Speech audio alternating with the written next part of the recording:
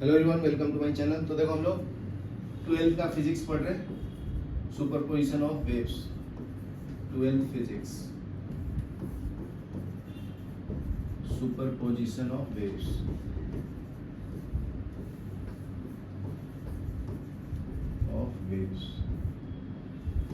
ठीक है, तो इसमें हम लोग पढ़ेंगे फंक्शन। कल बता दिया था प्रोग्रेसिव वेव। ठीक है, तो यहाँ पे सुपरपोजिशन वेव पे क्या, y the displacement of x into t is equal to f function of x minus v into t, बराबर है। तो ये आपका इक्वेशन होगा। एक मतलब फंक्शन है। दूसरा देखो, y the function of x comma t is equal to a sin of kx minus omega t। ठीक है, यहाँ तक क्लियर है ना। के क्या है आपका, ये आपका है 2 पाई बाय लैम्डा, समझा। तो ये आपका इक्वेशन हो गया इसका, वेव का। ए क्या है, एम्पलीट्यूड, बताया था ना पिछले क्लास में ऑसिलेशन में। ए क्या होता है, एम्पलीट्यूड। एक्स क्या है, डिस्प्लेसमेंट। ठीक है, ओमेगा क्या है, angular frequency.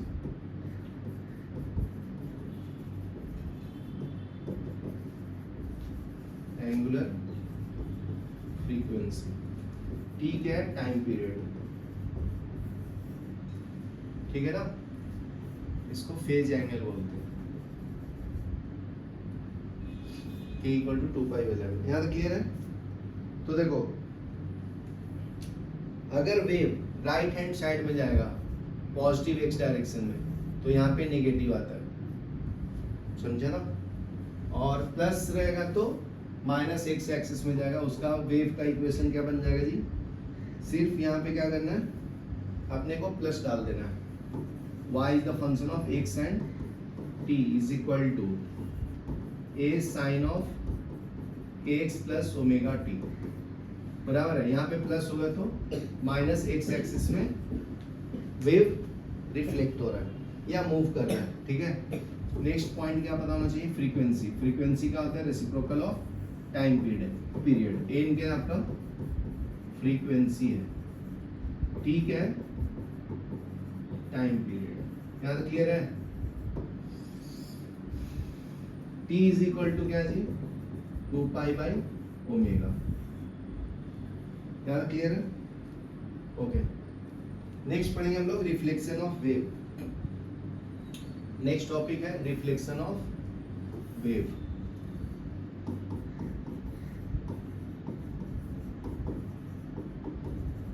Reflection of wave. ठीक है, तो first reflection of transverse wave. देखो, ये आपका वॉल है, फिक्स्ड वॉल। वेव ऐसे इंसिडेंट हो रहा है, बराबर ना।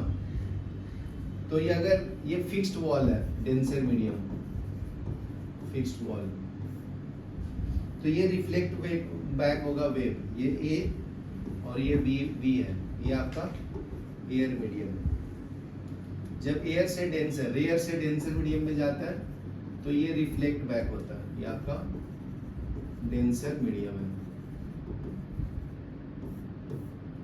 ठीक है, तो ये यहां से वापस ऐसे आएगा। ठीक है ना,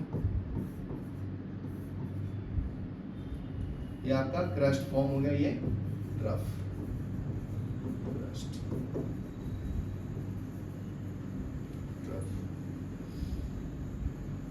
ठीक है, इसके बारे में लिख लो। Reflection of a wave pulse sent as a crust from a rare medium to a denser medium. ठीक है,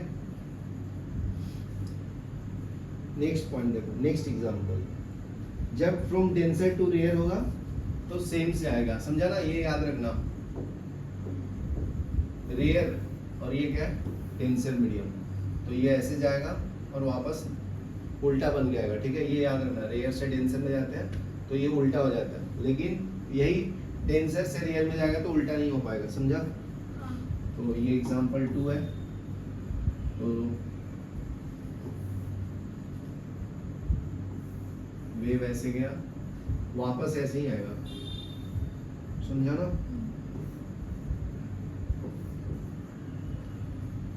ये ए हो गया, ये बी हो गया,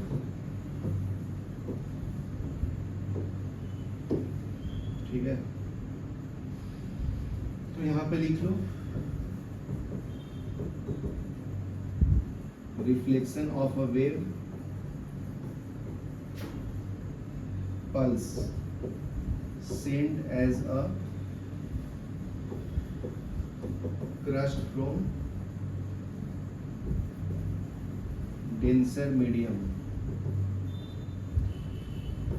to a rare medium,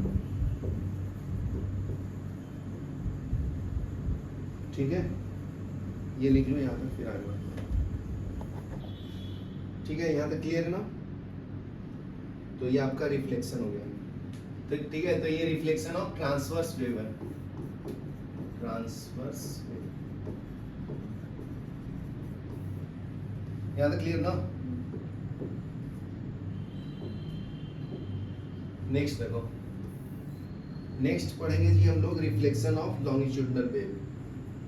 next है आपका रिफ्लेक्शन ऑफ longitudinal wave,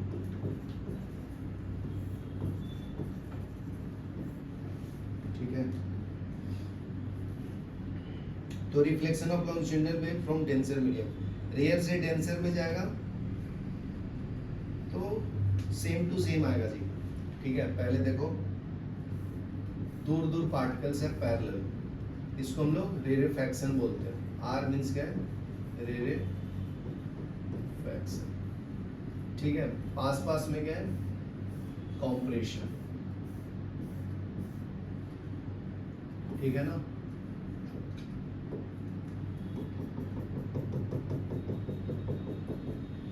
तो ये आपका रिजिड वॉल है,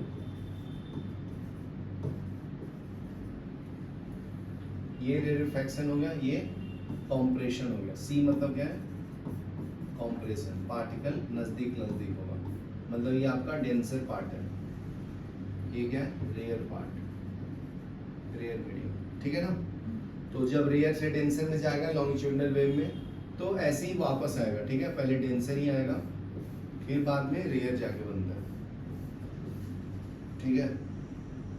ये आपका इंसिडेंट लॉन्गिट्यूडिनल वेव है, इंसिडेंट लॉन्गिट्यूडिनल वेव, और ये क्या है, reflected longitudinal wave, reflected longitudinal wave, ठीक है। ये रेयर मीडियम है, ये डेंसर, तो ये आपका reflection of longitudinal wave from denser medium, ठीक है। यहाँ पे लिख देता हूँ, reflection of longitudinal wave from denser medium, from denser,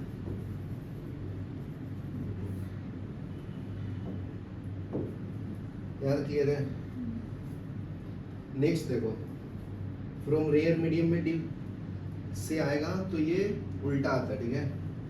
तो उसका बना देता हूँ, पहले ये डेंसर पार्टिकल मतलब कॉम्प्रेशन बना लो, ठीक है। फिर रेरेफैक्शन, पार्टिकल दूर दूर होगा, ठीक है ना। ये आपका कॉम्प्रेशन हो गया, ये रेरेफैक्शन हो गया। तो पास पास में पार्टिकल्स होगा, उसको हम लोग कॉम्प्रेशन बोलते हैं, दूर दूर होगा उसको रेरेफैक्शन बोलते हैं, समझा ना। तो यहाँ पे ये आपका इंसिडेंट वेव हो गया, ये रिफ्लेक्टेड वेव हो गया, ठीक है। इंसिडेंट वेव, ये हो गया रिफ्लेक्टेड वेव। चलो ये दोनों लिख लो, फिर सुपरपोजिशन ऑफ वेव्स बताता हूँ। ठीक है, तो नेक्स्ट देखो, नेक्स्ट टॉपिक पढ़ेंगे हम लोग सुपरपोजिशन ऑफ वेव्स। ठीक है, दो वेव आपस में इंटरसेक्ट करते हैं तो क्या इफेक्ट पड़ता है। ठीक है, उसका डिफिनेशन क्या होगा सुपरपोजिशन ऑफ वेव का, सुपर पोजिशन ऑफ वेव। ठीक है, तो इसका पहले डिफिनेशन लिख लो,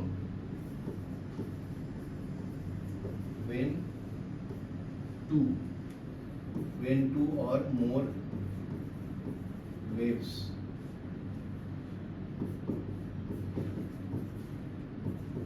traveling through a medium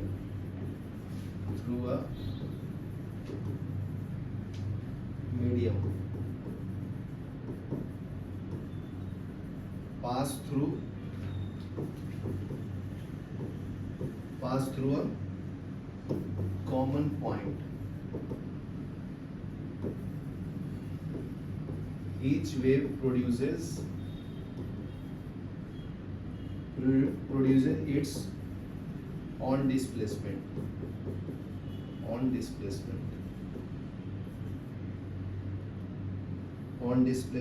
at that point। ठीक है, एक पॉइंट पे अगर मिलेंगे तो दोनों का एक डिस्प्लेसमेंट होगा दैट पॉइंट पे।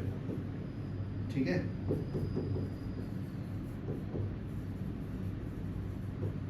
Independent of presence of other wave।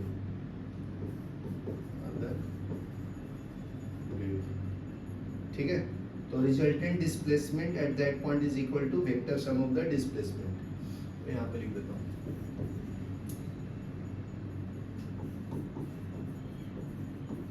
The resultant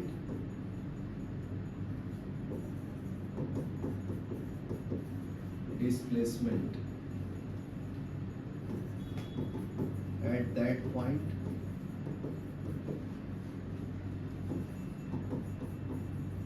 is equal to vector sum of displacement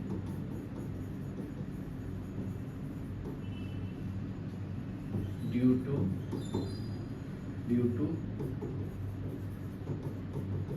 individual wave at that point। ठीक है,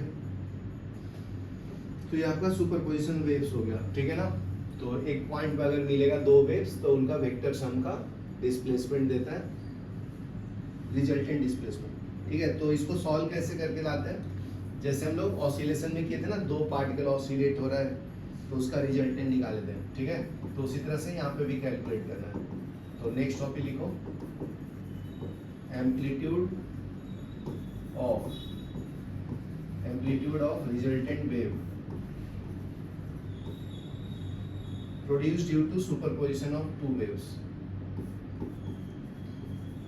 produced due to superposition of waves, superposition of waves. ठीक है, तो first wave मान लीजिए है आपका y1 equal to a1 sine of omega T. ठीक है, दूसरा वेव है y2 is equal to a2 sine of omega T plus of phi. Phi क्या है, फेज एंगल या फेज डिफरेंस। ठीक है ना, तो दोनों को ऐड करेंगे तो principle of superposition of resultant displacement मिलेगा। ठीक है, तो दोनों को ऐड करो इक्वेशन 1 and 2, तो ये क्या देगा आपको, अकॉर्डिंग टू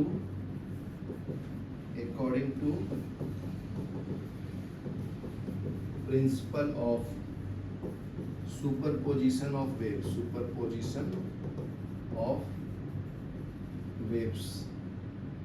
ठीक है, resultant displacement at x is equal to 0 is y is equal to y1 plus y2, दोनों को ऐड करना है, ठीक है ना। तो यहाँ पे y1 का वैल्यू यहाँ पे डालो, y2 का वैल्यू, तो ये क्या मिलेगा जी, y is equal to y1 का वैल्यू क्या है, a1 sin of omega t plus a2 sin of omega t plus of 5, ठीक है। इसको एक्सपैंड कर देंगे sin a प्लस बी के फॉर्म पे, तो y इज इक्वल टू क्या मिलेगा, a1 sin of omega t plus, इसको एक्सपैंड करो a2 sin of omega t cos of 5 plus a2 cos of omega t sin of 5, बराबर ना। तो कुछ कॉमन दिख रहा है, साइन ओमेगा टी दो में कॉमन दिख रहा है इसमें,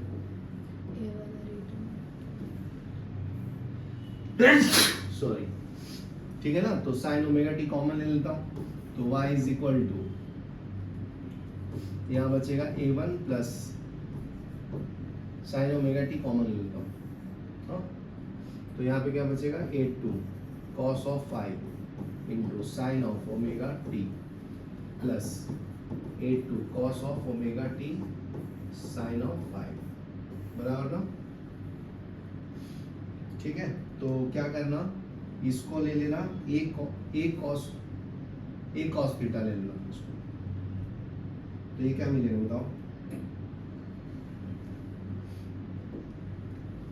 इसको अगर मैं कॉमन ले लूं तो ये y इज इक्वल टू बन जाएगा a cos theta plus into sine omega T ना,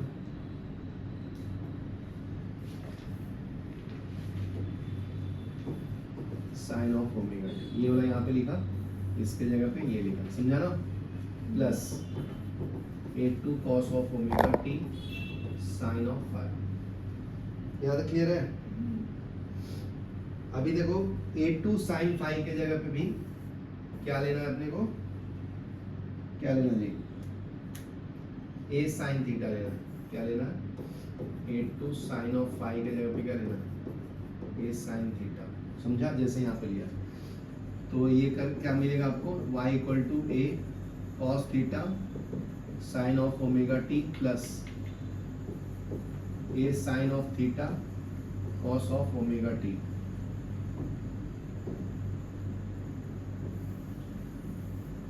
याद क्लियर ना। तो देखो ये एक्सपेंशन फॉर्म हो गया ना साइन a प्लस बी का, तो a दोनों में कॉमन है, बाहर ले लो, y is equal to a बाहर ले लिया, तो ये क्या मिलेगा, sine of omega T plus theta, इसका ये एक्सपेंड फॉर्म है, समझा ना। फिर देखो अभी क्या करना है, स्क्वायर करना है, जो तूने लिया है इसको क्या लिया, a cos थीटा को क्या लिया है, a1 plus a2 cos of 5, ये है, ठीक है ना। इसको और इसको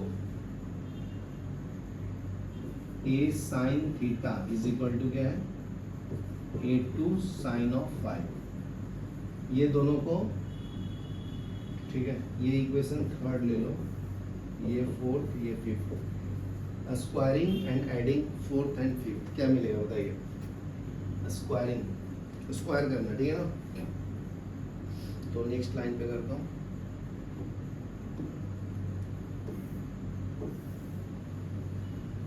स्क्वायर करके और ऐड करना है, तो ये हो जाएगा a square cos square theta plus ये theta plus a square sine square theta is equal to, इसको एक्सपेंड करेंगे a1 plus a2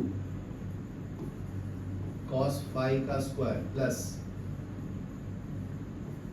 a2 square sine square 5, ठीक है। तो वो एक्सपेंड करेंगे, इसमें से a स्क्वायर कॉमन ले लो, तो a स्क्वायर कॉमन ले लिया, तो cos square theta plus sine square theta is equal to, इसको एक्सपेंड करो, a1 square plus a2 square cos square 5 plus 2a1 a2 cos of 5 plus a2 square sine square 5। यहाँ clear है? तो देखो ये sine square theta plus cos square theta क्या होता है? 1 होता है। ये क्या होता है? 1। ठीक है, ये a1 स्क्वायर, ये दोनों में से कॉमन ले लो a2, a2 स्क्वायर कॉमन ले लेंगे तो cos square 5 plus sine square 5 plus 2 a1 a2 cos of 5। तो ये आ जाएगा a square is equal to a1 square plus a2 square. इसका वैल्यू कितना होगा जी? 1 plus 2a1 a2 cos of 5। ठीक है, तो a इज इक्वल टू क्या मिलेगा? Under root of a1 square plus a2 square plus 2a1 a2 cos of 5। यहाँ तक क्लियर है? तो ये आपका रिजल्टेंट एम्पलीट्यूड देता है। क्या देता है ये? Resultant amplitude. समझा ना? तो ये फॉर्मूला याद रखना है। ठीक है, तो इसमें स्पेशल केस भी आएगा, पहले लिख लो यहाँ तक, फिर आगे बताता हूँ।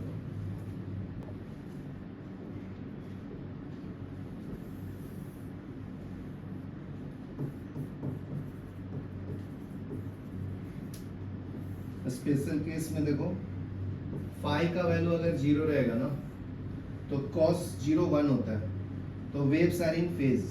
ठीक है, when phi is equal to 0 that is waves are in phase. ठीक है, तो रिजल्टेंट एम्पलीट्यूड क्या मिलेगा जी?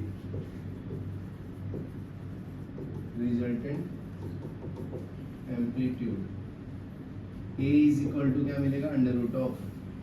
ठीक है, तो ये cos 0 1 हो जाता है, तो ये तुम्हारा a प्लस बी का होल स्क्वायर मिल जाएगा। ठीक है, तो ये हो जाएगा a1 square plus 2a1 a2 cos of 0, तो ये cos 0 1 हो जाता है plus a2 square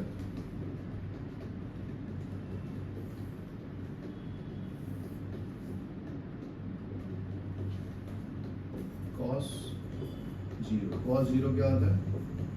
1। a equal to क्या मिला? Under root of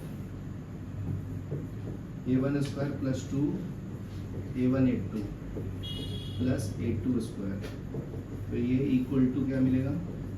a1 plus a2 का होल स्क्वायर। तो बाहर क्या आएगा जी? a equal to a1 plus a2। समझा? तो रिजल्टेंट एम्पलीट्यूड क्या होगा? मैक्सिमम वैल्यू होगा जब एंगल 0 होगा तो। ठीक है, नेक्स्ट पॉइंट देखो,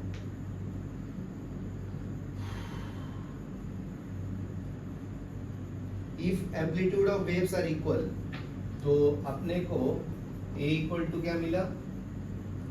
फाई इक्वल टू 0 पे a1 प्लस a2 मिला ना, a1 प्लस a2 मिला, a1 प्लस a2। यहाँ तक क्लियर है? फिर अगर वेन एम्पलीट्यूड इक्वल हो जाएगा, a1 इक्वल टू a2 हो जाएगा, तो a इक्वल टू क्या मिलेगा जी? a1 इक्वल टू a2 मिलेगा, तो रिजल्टेंट एम्पलीट्यूड क्या हो जाएगा? 2 टाइम्स हो जाएगा ना। ठीक है, रिजल्टेंट एम्पलीट्यूड क्या हो जाएगा? 2 टाइम्स ऑफ a, इसको ऐड कर देंगे ना, a1 प्लस a2 हो जाएगा, बराबर है। दूसरा इक्वेशन देखो, when phi is equal to pi, pi बोले तो 180 डिग्री, समझा ना? 180 डिग्री एंगल हो जाएगा, तो वेव्स आउट ऑफ फेज हो जाएगा, waves are out of phase. ठीक है ना? तो रिजल्टेंट एम्पलीट्यूड क्या मिलेगा? a equal to under root of a1 square plus 2a1 a2 cos of pi plus a2 square, तो a इक्वल टू क्या मिलेगा? Under root of a1 square plus 2a1 a2 cos pi कितना होता है -1 plus A2 square. तो A equal to क्या मिला, A1 minus A2 का स्क्वायर। ठीक है, तो ये दोनों हट जाएगा तो बाहर क्या आएगा, A equal to A1 minus A2। यहाँ तक क्लियर ना। तो ये डिफरेंस मिलेगा एम्पलीट्यूड में जब एंगल का वैल्यू पाई हो जाएगा तब। ठीक है, तो रिजल्टेंट एम्पलीट्यूड मिनिमम मिलेगा। ठीक है ना। तो रिजल्टेंट एम्पलीट्यूड इज मिनिमम। ठीक है, when angle phi is equal to pi. ज्यादा क्लियर है। और जब इक्वल हो जाएगा तो जीरो ही हो जाएगा ना इस कंडीशन में। देखो थर्ड कंडीशन में अगर फेज एंगल है पाई और A1 इक्वल टू A2 हो गया तो रिजल्टेंट एम्पलीट्यूड क्या हो जाएगा जी, A1 माइनस A2 जीरो हो जाएगा ना।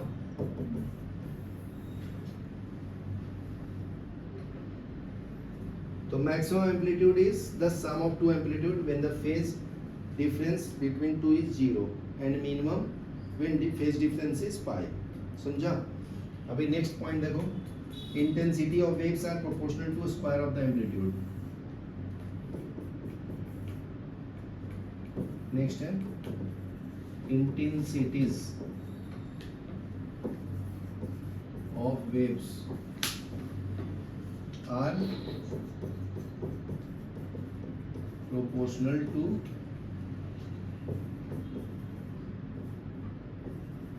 the square of their amplitude।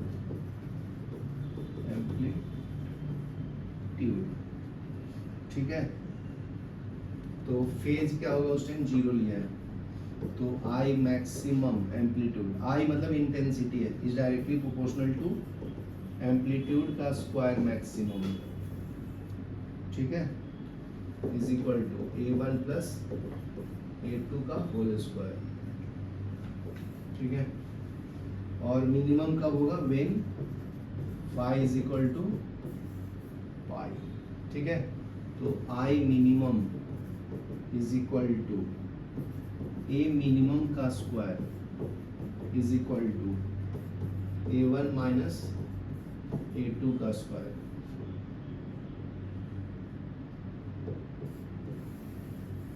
यहाँ क्लियर है।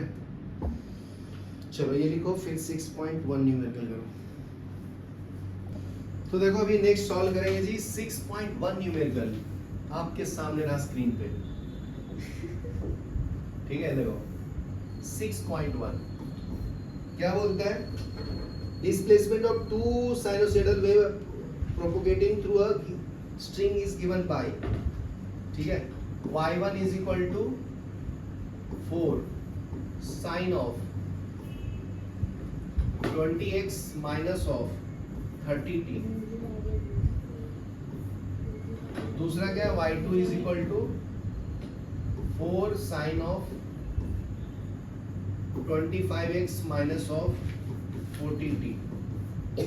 ठीक है, x and y are centimetre, t in second। Calculate the phase difference between the two waves at the point x is equal to 5, t is equal to 2।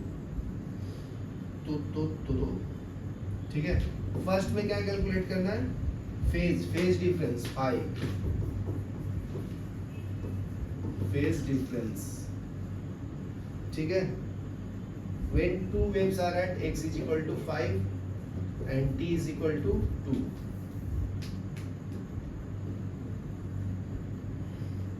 ठीक है, तो पहले ये calculate कर लेते हैं फेज डिफरेंस। तो क्या करोगे, इसमें x के जगह पे 5 डालना और t की जगह पे 2 डालना। तो y1 क्या आएगा बताओ, y1 इज इक्वल टू हो जाएगा 4 साइन ऑफ 20, x का वैल्यू कितना है 5 माइनस 30 इंटू 2। तो y1 is equal to 4 sine of 100 minus 60। तो y1 equal to 4 sine of 40 degree. ठीक है, ये कैलकुलेट करना। ठीक है, दूसरा क्या आएगा, y2 is equal to 4 sine of 25 into 5 minus 40 into time कितना है 2, ये y2 इज इक्वल टू क्या आएगा 4 साइन ऑफ 125 माइनस ऑफ 80, समझा। तो y2 is equal to 4 sine of minus करो 5 45 डिग्री साइन 45 1/√2, समझा ना। फेज डिफरेंस कितना आएगा 5 रेडियन का दोनों के बीच में। इसमें एंगल कितना है 40 डिग्री, इसका एंगल कितना है 45, तो दोनों के बीच का फेज डिफरेंस कितना आएगा 5 डिग्री ना। फेज डिफरेंस 5 माइनस 5 1, ठीक है 45 माइनस 40, तो ये कितना आएगा जी 5 डिग्री, ठीक है। इसको 5 डिग्री नहीं, ये रेडियन में है ना, रेडियन, यहाँ तक क्लियर है। उसके बाद सेकंड पार्ट में क्या निकालना है, सेकंड पार्ट में बोलता है when two waves interface what are the maximum and minimum value of the intensity. तो इंटेंसिटी निकालना है, मैक्सिमम और मिनिमम। एम्पलीट्यूड तो पता है A1 का वैल्यू भी 4 है, तो ये कैसे पता चला मुझे 4 है, देखो ये इक्वेशन से पता चला ना, समझा 4 है, इसका भी 4 है, तो A1 4 है एम्पलीट्यूड, A2 भी 4 है, समझा। दोनों एम्पलीट्यूड का वैल्यू 4 ही है। तो I मैक्सिमम इंटेंसिटी का फॉर्मूला क्या होता है, ये होता है A1 प्लस A2 का स्क्वायर, तो ये क्या आएगा 4 प्लस 4, ये आ जाएगा 8 का स्क्वायर 64, ये मैक्सिमम इंटेंसिटी आएगा। मिनिमम इंटेंसिटी क्या होता है, ये आता है A1 माइनस ऑफ A2, तो 4 माइनस 4 क्या आएगा 0, समझा। चलो ये लिख लो फिर आगे बढ़ते हैं।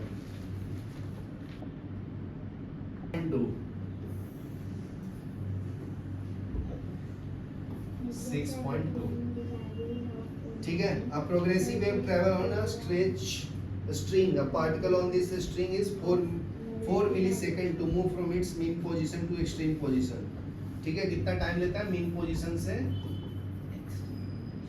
एक्सट्रीम पोजीशन पहुंचने में, ठीक है।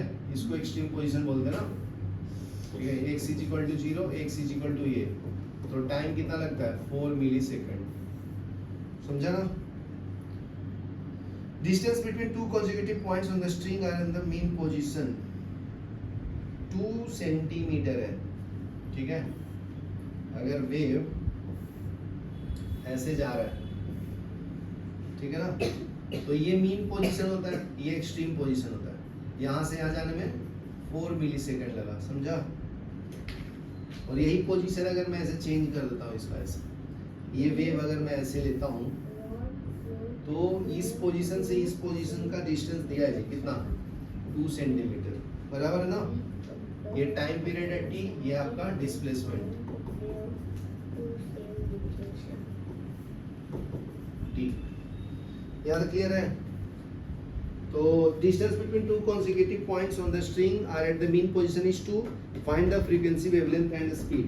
तो देखो सिंपल है, यहाँ से यहाँ तक का डिस्टेंस पता है, वेवलेंथ क्या होता है, यहाँ से है ना, ये 2 होगा तो ये भी 2 होगा, तो वेवलेंथ आ गया ना 4, समझा। तो वेवलेंथ कितना हो गया जी 4 सेंटीमीटर, बराबर है। टाइम पीरियड पता है 4 मिलीसेकंड, मिली मतलब 10⁻³ होता है, समझा, सेकंड। इसको मीटर में करेंगे तो कितना आएगा 4 × 10⁻² मीटर, समझा। मीटर में कन्वर्ट कर दिया। तो पार्टिकल विल टेक, यहाँ से यहाँ जाने में कितना है 4 ना, तो 1 कंप्लीट साइकिल में कितना टाइम लगेगा, यहाँ जाता है, फिर यहाँ जाता है, फिर यहाँ, फिर यहाँ, 4 बार ट्रैवल करना पड़ेगा ना। एक के लिए है 4 मिलीसेकंड, फिर 2, फिर ये 3, फिर ये 4, तो पूरा टाइम पीरियड कितना आएगा टोटल 4 से मल्टीप्लाई करना पड़ेगा ना, 4 times of small T, 4 × 10⁻³ second आएगा, ये समझा गया। क्योंकि पूरा कंप्लीट साइकिल के लिए कैलकुलेट करेंगे ना टाइम पीरियड, समझा। तो 1 कंप्लीट साइकिल हो जाएगा। तो अगर फ्रीक्वेंसी को निकालना होगा तो 1/t होता है, तो 1/16 × 10⁻³ होता है सेकंड, तो ऊपर जाएगा तो ये हो जाएगा 1000 डिवाइड बाय 16, ठीक है ना। ये 4 × 16 ये 4 से करेंगे तो कितना होता है जी? ये 4 से करेंगे 2, 4 दूनी 8, 5 को 20, 250। फिर 4 से करो तो ये आ जाएगा 125। कितना आएगा? ये आता है 125/2, 62.5 हर्ट्ज। ठीक है। As shown in figure B, ABC correspond to mean position। तो ये आ गया अपना एम्पलीट्यूड भी आ गया 4 ना, इसको स्टैंडर्ड फॉर्म में लिखो तो 0.04 मीटर आता है। ठीक है। तो वेलोसिटी कैसे निकालते हैं? Velocity is equal to frequency into lambda. Frequency पता है अपने को कितना है? 125/2। इसको लिखो 125/2। लैम्डा पता है अपने को कितना है? Wavelength 0.04 metre, 0.04 metre. ठीक है। ये सॉल्व कर लो, इससे 0.02 आता है। 125 × 2/100, तो ये आ जाएगा 250 डिवाइड बाई 100, तो इससे ही गया 2.5 मीटर पर सेकेंड आएगा। चलो ये लिख लो।